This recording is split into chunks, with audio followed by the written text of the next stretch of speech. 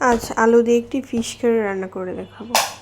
প্রথমে আলুগুলো ভালোভাবে সিদ্ধ করে ভেজে নিলাম, তারপর কড়াইয়ের মধ্যে তেল দিয়ে পেঁয়াজ কুচি দিয়ে দিলাম। পেঁয়াজটা ব্রাউন কালার হওয়া পর্যন্ত ভালোভাবে ভেজে নিচ্ছি। আর এখানে গোটা গরম মশলা দিয়ে দিলাম, এলাচি, দারুচিনি, সুন্দর একটা ফ্লেভার আসে সেজন্য ভালোভাবে ভেজে নিচ্ছি। জিরে বাটা, হলুদ, মরিচের গুঁড়ো, লবণ সবগুলো ভালোভাবে মিক্স করে নেব। মিক্স করে নিচ্ছি, তারপর ফ্রাই হওয়া পেঁয়াজের মধ্যে এগুলো দিয়ে দিচ্ছি। ব্রাউন কালার পর্যন্ত ফ্রাই করে নিচ্ছি পেঁয়াজ কুচিগুলো। এখন পেঁয়াজ ফ্রাই হতে বেশ খানিকটা সময় লাগে।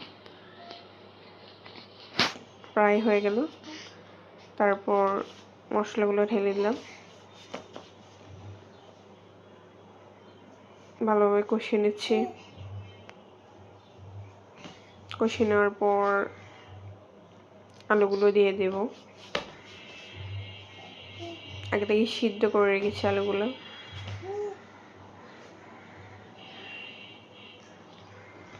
আলুগুলো দিয়ে দিলাম,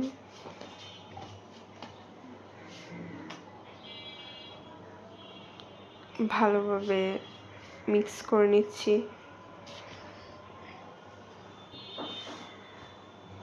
কিছুটা সময় নিয়ে রান্না করতে হবে।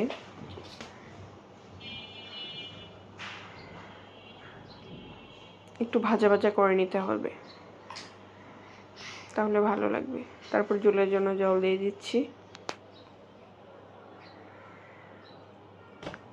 জল দেওয়ার পর জল বলক না আসা পর্যন্ত ভালোভাবে রান্না করতে হবে। রান্না করে নেব। আর ফ্রাই করে রাখা মাছগুলো দিয়ে দিলাম।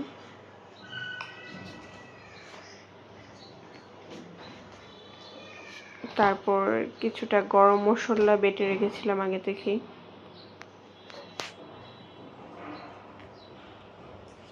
গরম মশলা মিক্স করেছি। শেষে রেডি আমার রুই মাছ কারি।